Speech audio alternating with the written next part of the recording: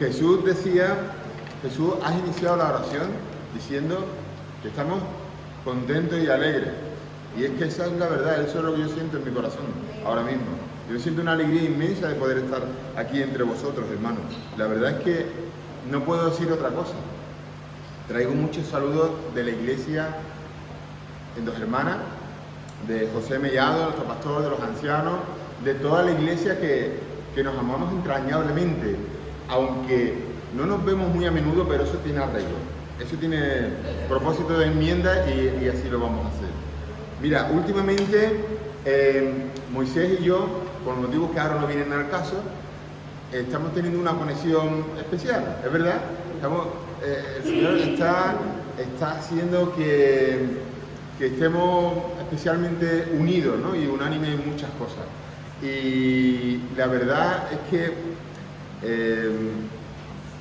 tanto hemos empatizado últimamente que el resultado es que estoy yo aquí ahora en esta congregación para traer la palabra. Aunque ya sabes que esto no es gratis, esto te vas a tener que pagar con la misma moneda, tú lo sabes, ¿no? Allí predicando. Pero fíjate tú que no es hermoso que estando a una hora de camino no nos sintamos solos. No es hermoso eso, hermano. Realmente somos miembros de un mismo cuerpo y eso verdaderamente es algo maravilloso. Mira, aquí está el vicepresidente, que bien suena eso, José. Están haciendo un montón de proyectos para que las iglesias estemos más cerca, más unidas.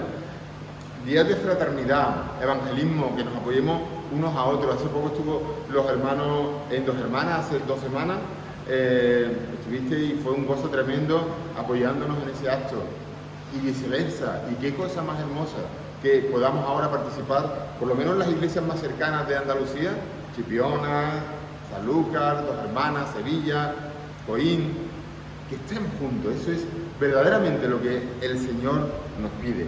Pero lo que yo no podía sospechar, Moisés, es que mientras que nosotros estábamos con esa conexión, nuestras hijas estaban teniendo una conexión ahí también importante. Y nosotros sin saberlo, fíjate tú. Dame, pasa adelante, sube aquí. Es que esto no estaba previsto en el guión, ¿sabes? Pero, Paula, Luz, subimos vosotros también. Esto no estaba en el guión, pero es que yo me he dado cuenta que el Señor, como si el Señor nos preparara las cosas, ¿no? Que esta unión que hay entre nosotros esté también entre ellas. En la consejería que Damari ha tenido con mis niñas en el campamento, para beneficio de ellas se quedó. Y una amistad que yo espero y deseo que sea una amistad para toda la vida.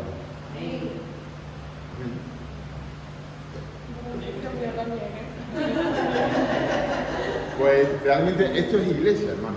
Esto es hacer iglesia. Por eso, José, los campamentos de los chavales tenemos que apoyarlos al máximo. Y no solo los campamentos, sino tantas y tantas cosas. Que no nos sintamos solos. Que no sois estos poquitos que habéis aquí. Que no importa el número, lo que importa es la calidad de vuestras personas para adorar a Dios. Pero que no os sintáis, que no sois solo vosotros. Sois solo vosotros más todos los hermanos que hay en la periferia. Lejos, en el otro confín del mundo también. Pero los que están cerca, eso tenemos delitos si no nos unimos y nos acercamos. Estamos a una hora de camino y eso verdaderamente tiene que provocar un montón de cosas buenas para la gloria del Señor.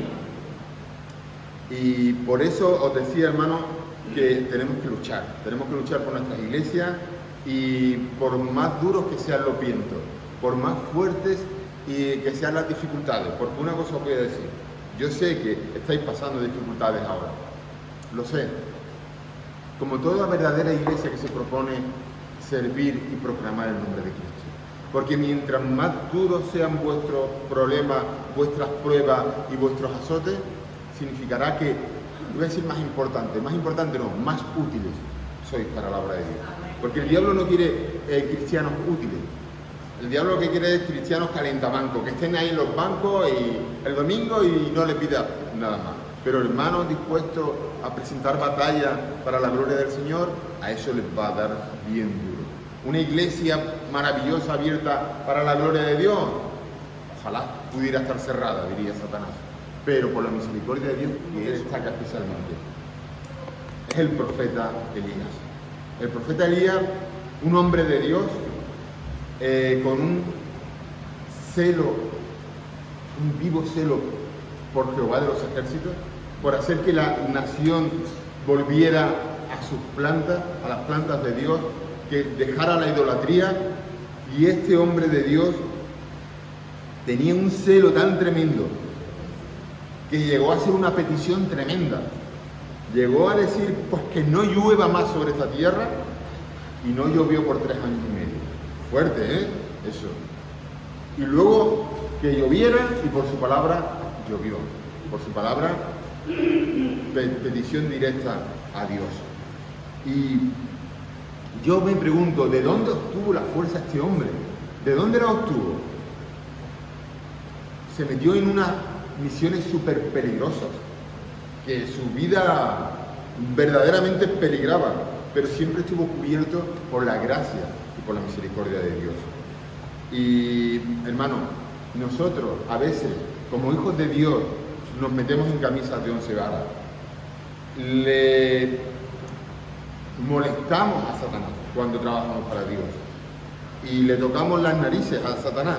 Y Satanás se revuelve y nos golpea duramente. Esa es la realidad, esa es la realidad. Por eso decía que, bueno, que estemos dispuestos a pagar el precio, a no ser creyentes de calientabancos, sino que de verdad, aunque sepamos que vamos a sufrir ataques del enemigo, presentemos batalla, hermano, y estemos dispuestos para equiparnos para la lucha. Porque el Señor dice en Isaías 40, 29, Él da esfuerzo al cansado y multiplica las fuerzas al que no tiene ninguna. Los mancebos se fatigan y se cansan, los mozos flaquean y caen. Pero los que esperan en Jehová tendrán nueva fuerza, levantarán sus alas como las águilas, correrán y no se cansarán, caminarán y no se fatigarán. Y esa debe ser nuestra esperanza y nuestra experiencia, de saber que aunque nos vamos a cansar en la batalla, que va a ser dura, pero el Señor va a renovar nuestra fuerza. ¿Y de dónde aprendió Elías esta lección? Elías no fue a ningún seminario bíblico, ni fue a ninguna escuela, ni nada parecido. ¿Sabéis dónde aprendió esta lección Elías? La aprendió en el desierto. La aprendió en la soledad del desierto, tragando quina, sufriendo en la carne hasta lo sumo. Ahí es donde aprendió Elías esta profunda lección. No solo el Dios viviente es el único que le puede decir a su siervo Elías lo que dice en Isaías 41, 10. No temas porque yo estoy contigo, no desmayes porque yo soy tu Dios. Que te esfuerzo, que siempre te voy a ayudar, que siempre te voy a sustentar con la diestra de mi justicia. Y como consecuencia de la presencia de Dios en el profeta Elías, él pudo salir como un león valiente delante de aquel rey tan malo que era. Yo recomiendo, no lo vamos a leer ahora porque por amor al tiempo, pero yo recomiendo que cojáis Primera de Reyes, capítulo 17, 18, 19 también, que es unas lecciones maravillosas de cómo Dios estuvo con este hombre y cómo Dios prosperó todo lo que este hombre emprendió para la gloria del Señor. Y se plantó con una calma tremenda delante de un rey malo de verdad, y se planta delante del trono de aquel rey y le dice, Primera de Reyes 17:1, le dice: vive Jehová, Dios de Israel, delante del cual estoy, que no habrá lluvia ni rocío en estos años, sino por mi palabra. El hombre le sacó allí todo el juicio de Dios contra su vida y contra todo lo que estaba haciendo. Y tuvo una valentía tremenda. Y no titubeó ni un solo momento en cumplir lo que Dios le había pedido. Porque sabía que se lo había pedido su Dios. Y él servía a su Dios. Y si Dios se lo pedía, allí estaba él dispuesto a hacer las misiones más difíciles. Y él se planta allí, hablando con la máxima autoridad. Y le dice a aquel rey, que le podía haber costado el cuello, directamente. Empieza a tirarle de las barbas de aquel rey y con todo desparpajo le dice que sepas que tú no vas a ningún lado, porque Jehová de los ejércitos no está contigo. Y que sepas que ahora, porque yo voy a orar a Dios, no va a haber lluvia. O sea, es que encima le toca, es que le toca la... Oye, qué valor presentarse allí. Y se planta allí sin saber qué iba a pasar luego, porque claro, de allí se podía haber formado una buena. Y a mí, aquí me gustaría sacar una lección importante. Dios no le dio el plan completo de todo lo que tenía que hacer.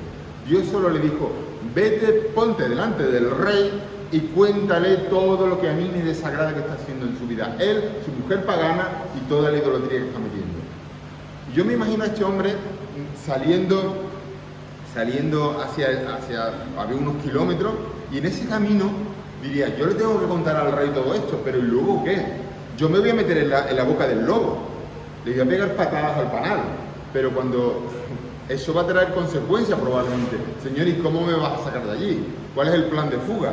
Porque claro, yo me voy a plantar allí y le voy a decir a este hombre todo lo feo que es, todo lo mal que hace las cosas delante de Dios. Y si este hombre se me cabrea, me encarcela o me mata, ¿cómo me vas a sacar tú de allí? Sin embargo, yo no sé si Elías se preguntaría esto, pero realmente Elías lo que hizo fue obedecer lo que Dios le pidió.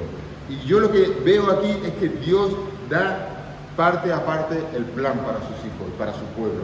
¿Por qué? Porque hasta que no cumplió y obedeció lo que le pidió, no le dio la segunda parte, las siguientes instrucciones nuevas. En el versículo 2 y en el versículo 3 dice, fue a Elías palabra de Jehová, diciendo, esto fue después de que se había plantado delante del rey. Cuando ya estuvo allí, le dio nuevas instrucciones. Fue a Elías palabra de Jehová diciendo, apártate de aquí y vuélvete al oriente y escóndete en el arroyo de Querí. Y aquí hay una gran verdad práctica, y es que Dios dirige a su pueblo paso a paso. No le da todo el plan completo. Le dice, oye, ve y preséntate allí delante del rey y le cantas las 40 de parte de Jehová. Y ya te diré después qué pasa. Bueno, Señor, explícame un poco cómo me... No, te lo cuento después. Ten fe en mí y obedéceme. Porque los mandamientos de Dios no están para cuestionarlo o para preguntarlo, sino están para obedecerlo. Y cuando el Señor nos pide algo, aunque no sepamos cómo va a salir la cosa después, importante será que lo obedezcamos. Mira, si queréis os puedo contar una experiencia personal que hemos vivido en la iglesia de los hermanos. Hace 4 años o así, el Consejo de Ancianos, bueno, teníamos trabajos seculares, con horarios laborales normales, pero había necesidades que cubrir. Había días entre semanas que no podíamos atender los días laborables por la mañana, había necesidades que quedaban desatendidas y sentíamos que necesitábamos un obrero a tiempo completo, un pastor que tuviera carga por las almas, que estuviera al cuidado de ellos. Pero, bueno, pensamos, lo pusimos en oración lo primero, sentimos que era una necesidad real, lo planteamos a la congregación tuvo la misma visión, la misma necesidad. Y le dijimos, Señor, bueno, pues a medio tiempo, porque tenemos una mano delante y otra detrás, como aquel que dice. Y prácticamente la ayuda que se le fuese a dar a medio tiempo a aquel pastor, pues sería lo que recogíamos de ofrenda durante todo el mes, que no había más. Y la luz y el agua y todas las cosas, se lo presentamos a la congregación y le dijimos, esto lo veis sí, amén, pero claro, amén, pero luego los que digan que sí, amén, pero que luego, amén, hermano. Bueno, pues el resultado fue que al final recogíamos lo mismo más la cantidad de la ayuda que había que darle al hermano. Fue una bendición. Pero luego después nos dimos cuenta que nuestro hermano José, trabajando en la construcción a medio tiempo y el otro medio tiempo para la iglesia, una cosa le robaba tiempo a la otra y ni trabajaba todo el tiempo necesario en la iglesia ni en su trabajo. Al final vimos la necesidad de que estuviera a tiempo completo. Otra vez estamos con el mismo problema. Tiempo completo, seguridad social, todos los gastos dignos el obrero digno de su salario y un sueldecito aunque sea pequeño para una familia. Otra vez la iglesia, lo ponemos en oración. La iglesia dice, sí, amén, pero sí, amén, amén, amén, ¿no? Sí, vale, venga, pues vamos para adelante. Gracias a Dios también, con una ayuda que tuvimos del Consejo Nacional durante un tiempo, pudimos sacar eso adelante. Y nos dimos cuenta que el Señor, pues en plena pandemia, multiplicó por 4 lo que estábamos recogiendo de ofrendas. Pero ahora tenemos un problema. Ahora el problema es que no cabemos, tú lo sabes, hermano, estuviste ahí el sábado, no cabemos. ¿Y ahora qué hacemos? Ahora no cabemos. Bueno, pues ya hemos visto una nave preciosa, una nave maravillosa que nos ha encandilado de 400 metros cuadrados, casi 200.000 euros, y estamos en oración, no sabemos todavía. Lo único que sabemos es que no cabemos y que hay que hacer obras, que tenemos escaleras, acceso minusval, que hay que hacer obras y las obras valen también dinero y damos el salto ya definitivo o no, pero eso ya es algo de envergadura. Pero nos hemos dado cuenta, hermano, que el mecanismo de la multiplicación es el mismo. Es tan sencillo como el mecanismo de un muelle. Tú depositas la fe en el Señor y el Señor te la lanza y te la multiplica. Ese es, y hemos dicho, bueno, si lo hizo al principio con medio tiempo, luego con tiempo completo, ahora está el Señor. Mira, os digo una cosa, hermano, no le pidamos al Señor cosas pequeñas. No le pidamos al Señor cosas pequeñas. Si le pedimos cosas pequeñas, pequeños vamos a hacer. Vamos a pedir al Señor cosas grandes. Nuestro Dios es el Dios de los cielos, que creó los cielos y la tierra. Ese es nuestro Dios, ese es nuestro Padre. Pidámonos cosas a lo grande. Cuando nosotros le pedimos cosas a lo grande, si están en su voluntad, ojo, que no se nos vaya ahí la cabeza tampoco. Vamos a humillarnos y a pedirlo en oración. Si están dentro de su voluntad, el Señor, que es un Dios a lo grande, va a responder a lo grande, hermano. Esa es la realidad. Pero no hay que tener vértigo, porque el vértigo es lo contrario a la fe. Porque estas cosas no salen sino por fe. Porque si Dios nos hubiera mostrado, yo decía antes con Elías que le mostraba el camino paso a paso. Si Dios nos hubiera dicho hace 4 años que tenemos que tener un pastor a tiempo completo y afrontar una nave que vale un dineral, nos peta la cabeza. Es que directamente nos peta la cabeza. Pero ¿cómo con 500 euros al mes vamos a hacer todo eso? Pues sin embargo el Señor, poquito a poco, paso a paso, nos va mostrando cuál es el camino. Y ya nos ha mostrado que allí no cabemos y que hay que hacer otra cosa. Pues bendito sea el Señor. ¿Por qué? Porque lo único que somos siervos inútiles, dice, si hicimos lo que debíamos. Y lo que debemos de hacer, hermano, es ponernos en las manos del Señor. Y que nuestro talento, que aquí hay mucho talento y mucho don, no sé, espero que no oculto, pero si hay oculto, a sacarlo fuera, hermano. Todos los dones que tenéis, a sacarlos fuera y a ponerlos al servicio del Señor. Porque si lo ponéis al servicio del Señor, yo garantizo que la multiplicación está garantizada, hermano. Y este camino es por fe, porque por fe andamos y no por vista. Y por fe, y este camino de fe es lo contrario de la independencia. Porque cuando somos dependientes, nos creemos que somos lo que no somos. Y a veces nos olvidamos un poco de Dios. Esa es la realidad como seres humanos que somos. Cuando tenemos seguridad, cuando tenemos estabilidad, nos creemos que dependemos. Sí, confiamos en el Señor, pero en el fondo sabemos que tenemos todo garantizado. Y eso es el primer cáncer que puede haber para minar nuestra fe. Y la dependencia de Dios es el mejor antídoto contra que nuestra fe siempre esté activamente depositada en los caminos del Señor. A aquel hombre no le dio, a Elías no le dio el plan de fuga. Le dijo, preséntate delante del trono y cántale las 40. Y si se cabrea, no te preocupes, ese es mi problema. Señor, pero ¿y cómo me sacarás de allí? Ya lo verás. Primero obedéceme y yo después te voy a revelar lo que yo quiero decirte. Y le dice en el versículo 3, apártate de aquí y vuélvete al oriente y escóndete en el arroyo de Querib, que está delante del Jordán. Algunos piensan que el Señor lo sacó de allí para que no lo mataran. Pero yo creo que no, porque en realidad estuvo allí delante de su misma presencia, le dijo de todo y no lo mató.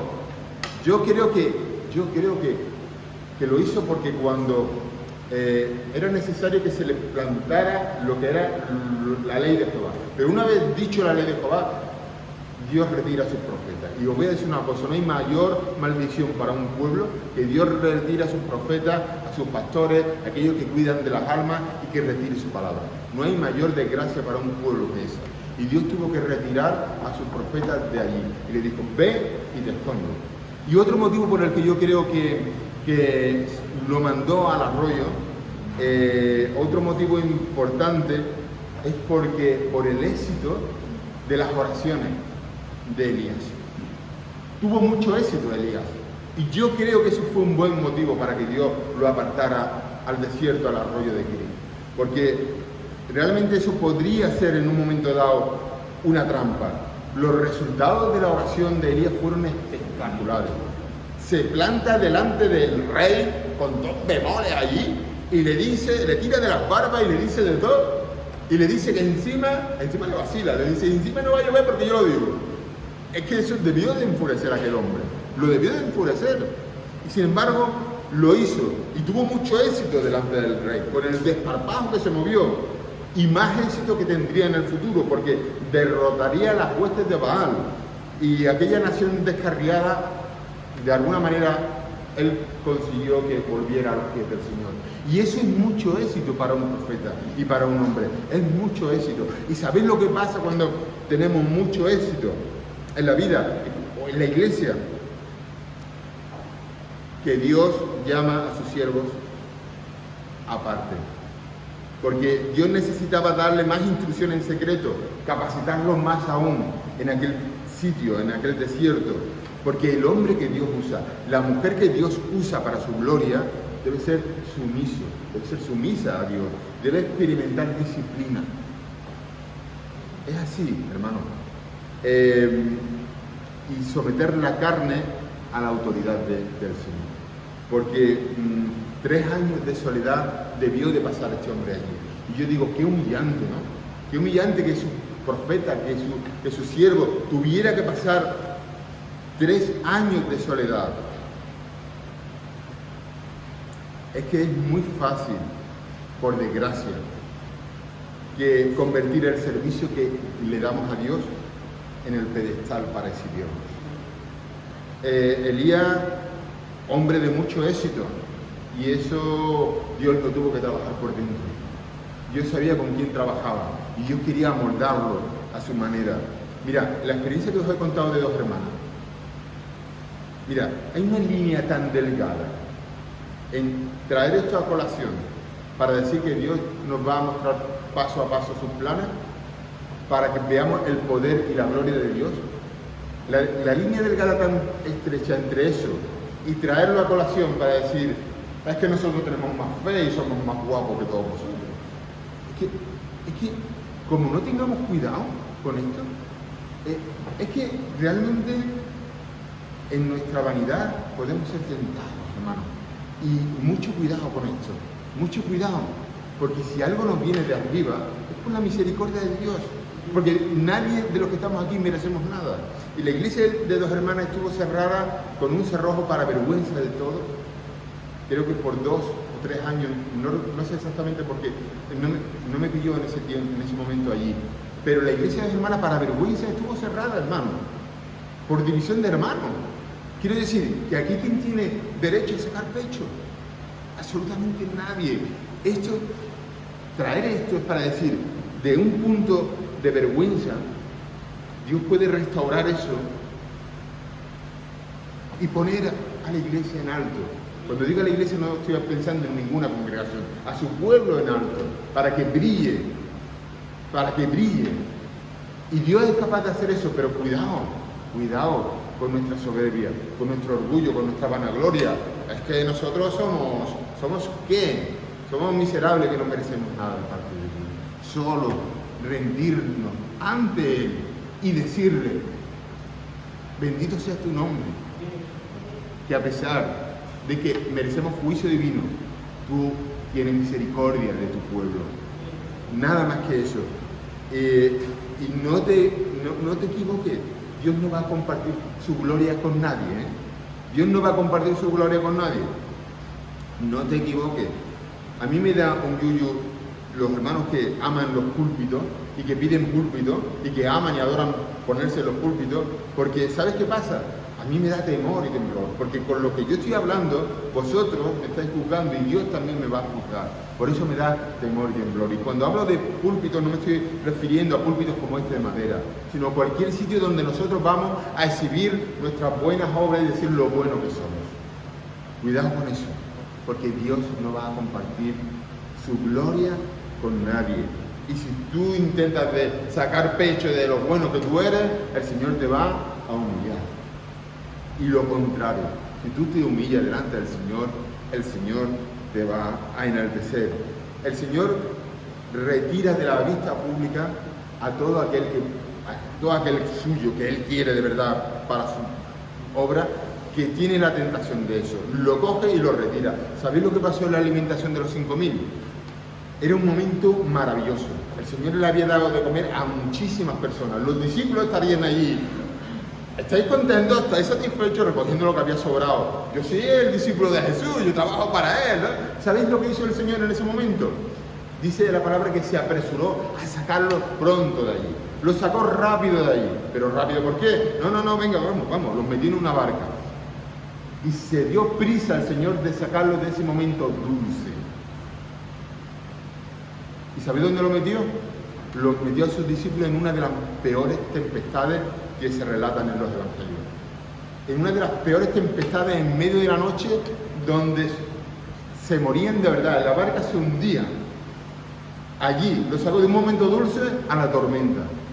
Y yo, ¿qué es, Señor? ¿Pero por qué tiene que ser así?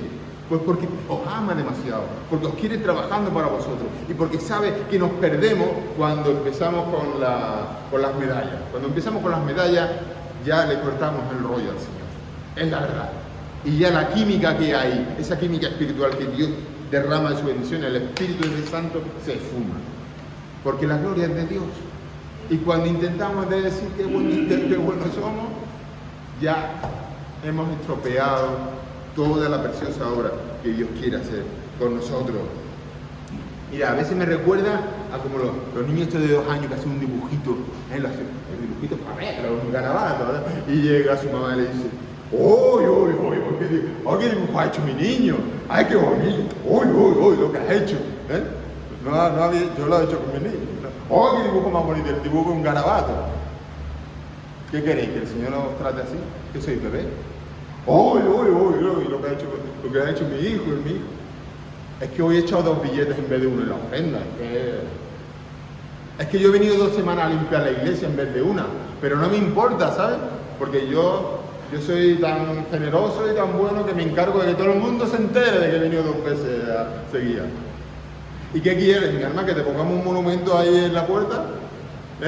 Y que de paso todos los hermanos que entren hagan una referencia a tu monumento. Iba a decir que todos, qué niños somos muchas veces, qué inmaduros. Es que el Señor, ¿qué dijiste tú en la alabanza? El más grande, ¿quién es? ¿Quién es el más grande? El que le lava los pies, el que se humilla. Si es que no nos enteramos muchas veces. El Señor necesita apartarnos a los desiertos. Yo creo que ya no me invitan más. Moisés, a ver, en mi defensa tengo que alegar que no os conozco en particular. O sea, yo no estoy diciendo esto por nadie en particular. Es que esto el Señor me lo ha dicho a mí. Y yo digo, si el Señor me lo ha dicho a mí, pues yo lo voy a traer también para los hermanos. por si es útil de alguna manera. Es que el Señor necesita apartarnos a veces de tormenta, a base de desierto, a base de prueba. A lo mejor en el desierto por el que tienes que pasar es una frustración ministerial, yo qué sé, no lo sé. O a lo mejor es una aflicción de una pérdida sensible que has tenido en tu vida. O a lo mejor es una enfermedad el desierto por el que tienes que pasar. O una crisis en tu vida, del tipo que sea. Pero Dios va a cumplir su propósito de esa manera, hermano. Dios va a cumplir su propósito de esa manera. Muchos hombres les pasó eso. A José, antes de ser gobernador de Egipto, es el segundo por debajo del rey. Nadie mandaba más que él, excepto el rey. Pero antes de ser gobernador, tuvo que soportar la indignidad de que sus hermanos lo metieran en una cisterna y que se lo dieran por muerto. Y Moisés tuvo que pasar un tercio de su vida en el desierto también, antes de acaudillar a su pueblo para sacarlo de Egipto. Yo me gustaría que nos fijáramos en una cosa ahora, en el lugar a donde Dios mandó a su siervo. Dice que Dios lo mandó a un arroyo. Y yo me pregunto, ¿por qué lo mandó a un arroyo y no a un río? Porque un arroyo en cualquier momento se puede secar, pero un río como el Guadalquivir, cualquiera seca del Guadalquivir, ¿no? Pero un arroyo sí, un arroyo es caudal débil. Y yo me pregunto por qué Dios mandó a Elías a un arroyo. Pues porque así el Jordán estaba al lado. ¿Por qué no lo metió en el Jordán?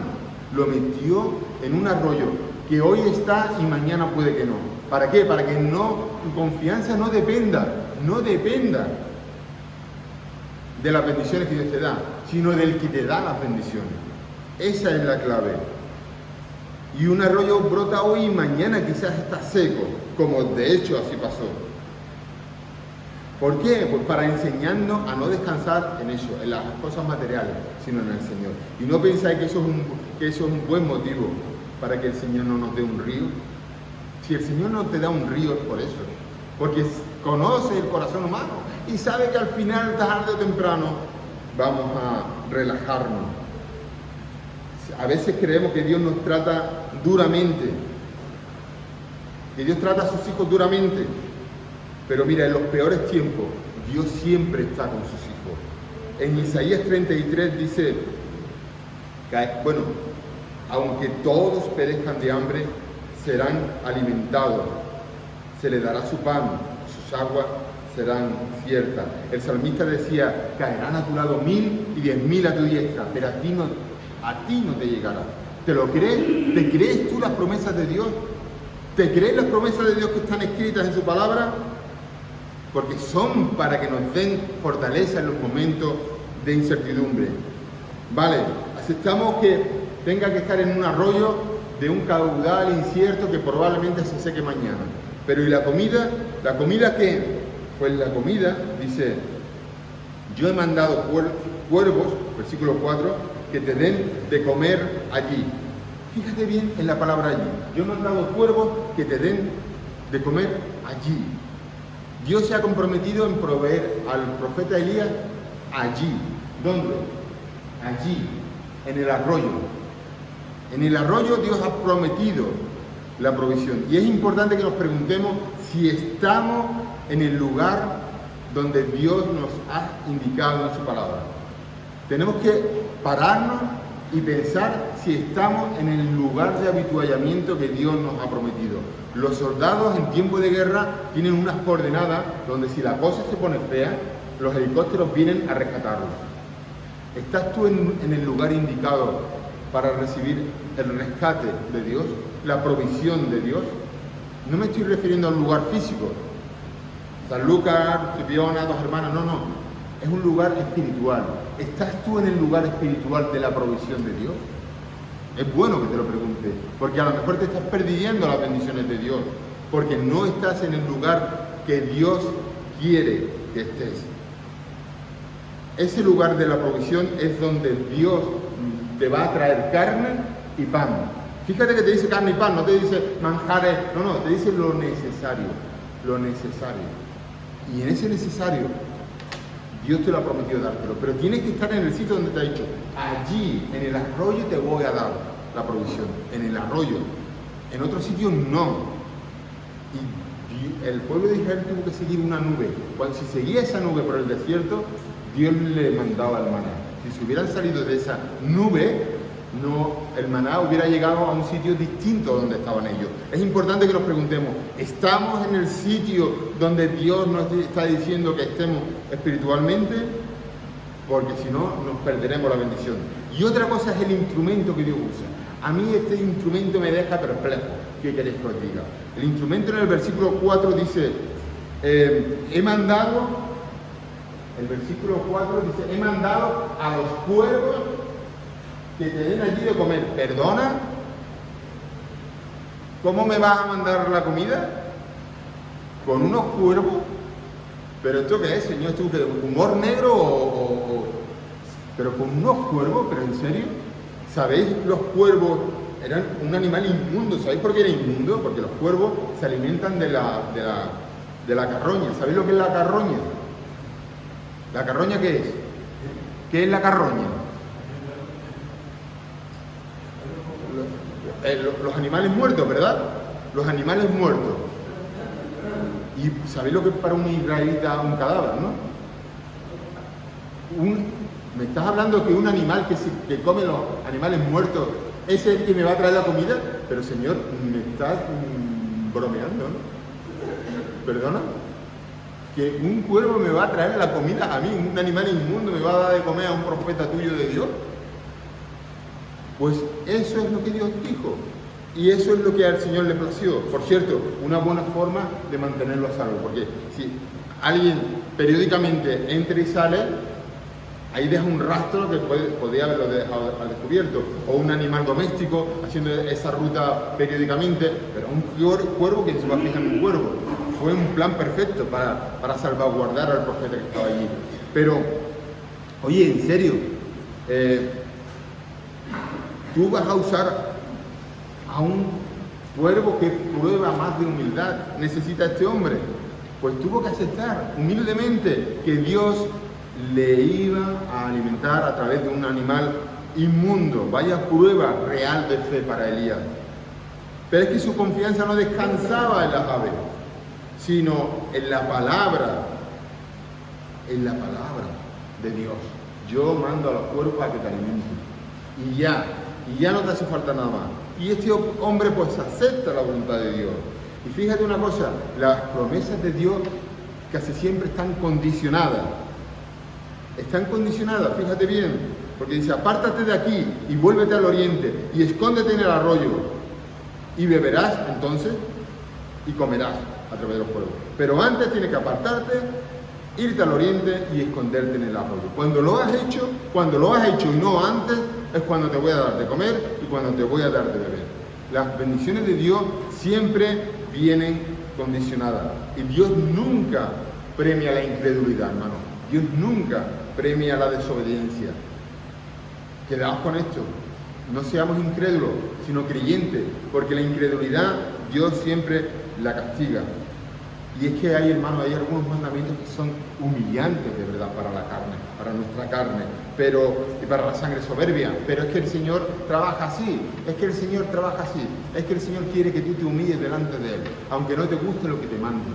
Y cuando lo has hecho, y solo cuando lo has hecho, es cuando viene la provisión, la protección y la bendición. En el polo opuesto estaba Jonás, el profeta Jonás. ¿Sabéis lo que hizo, no? Oye, vete a Nínive. Estamos locos que voy a ir yo a Nínive ahora, hombre, allí para que me maten. Coge el camino y se viene para acá, para Andalucía. Coge un barco, se creía él que ese al fin del mundo, como si Dios no estuviera en el fin del mundo. ¿Y qué pasó? ¿Qué diferencia más grande? No todos los profetas son iguales, no todos los siervos de Dios somos iguales. Hay unos que tienen una fe determinada, una obediencia determinada y unos dones y unos resultados determinados. Porque Jonás estuvo 3 días y 3 noches a oscuras en un vientre de un pez en medio del mar, tremendo aquello. Y sin embargo a Elías lo llevó sin que viera la muerte. ¿Ves cómo no todos somos iguales? Pero todo depende de la obediencia que nosotros le queramos tener al Señor, hermano. La obediencia que nosotros le queramos tener al Señor. Se secó el arroyo, hermano. Se secó el arroyo. Y aquello, se vea como se vea, fue un desastre. Fue una calamidad. Fue una calamidad. Sí, tenían carne, tenían pan, pero sin agua no se puede vivir. Y el arroyo se secó. ¿Y ahora qué hacemos? Porque la sequía que él mismo provocó orando, también él sufriría las consecuencias. Él no estaba libre de aquellas consecuencias. ¿Y ahora qué hacemos? Porque el arroyo se ha secado, que no hay más. No hay más. Hermano, que el presupuesto no da para más. ¿Qué hacemos? Que se ha secado el arroyo, Moisés. ¿Qué hacemos ahora? Y yo me pregunto, ¿por qué no hizo brotar de allí, debajo de una piedra, una fuente? Vale. Pues, ¿no era más difícil traer un cuervo con carne? ¿Por qué no lo hizo Dios? Pues porque quería seguir probando la fe. ¿Qué dijo el profeta Elías? Dijo, se llenó de ansiedad, dijo, ¿qué haré? ¿Me voy a morir? ¿Me ha olvidado Dios? ¿Dio un mal paso al venir al arroyo? ¿Dijo eso el profeta Elías? Y nosotros, al primer contratiempo, ¿qué hacemos? ¿Nos lamentamos? ¿Lamentamos la hora en que tomamos decisiones de servir a Dios?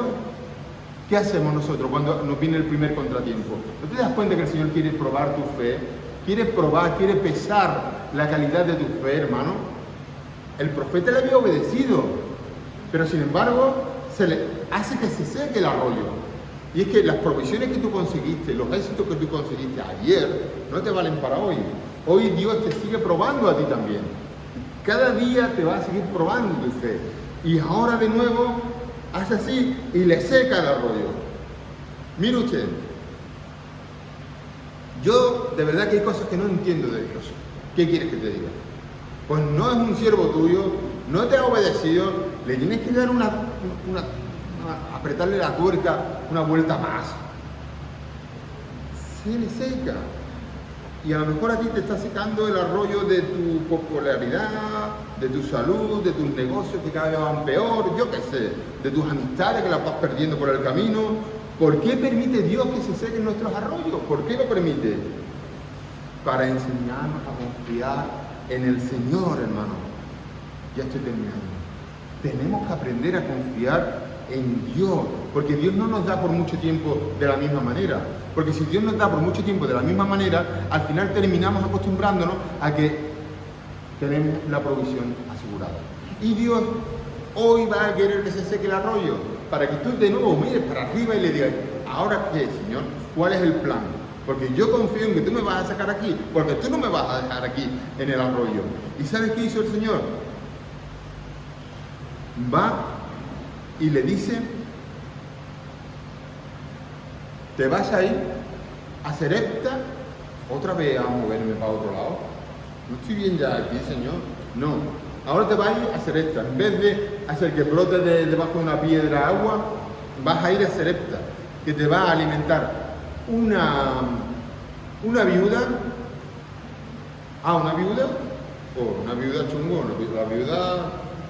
Pues te va a alimentar una viuda que se está muriendo de pena y de hambre, que solo le queda en la tinaja un puñadito de arena y un puñadito de aceite.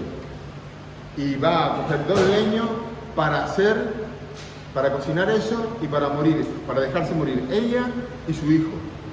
Y Dios le dice, pues vete y que te dé de comer a aquella mujer. Pero Señor, otra vez, pero me manda allí a qué, porque no me manda a la casa de un terrateniente que esté bien acaudalado, yo qué sé. No, te manda a casa de una viuda que está a punto de morir de hambre. Señor, ¿has visto cómo son los planes del Señor? ¿Y sabes lo que pasa? Que por difíciles que vengan los contratiempos a tu vida, en las peores situaciones de tu vida, Dios te puede usar para bendecir a otros. Porque ¿sabéis qué pasó? Y cuando llegó el profeta, le dice a la viuda, me vas a tener que hacer de comer. Dice, pero Señor, ¿qué voy a hacer yo de comer? ¿Cómo te voy a hacer yo de comer si no tengo ni para mí ni para mi hijo? Pues sí, me vas a tener que dar de comer. ¿Sabes por qué? Porque esa va a ser la forma en que Dios va a usar para que no te falte a ti, a tu hijo y al profeta de nada.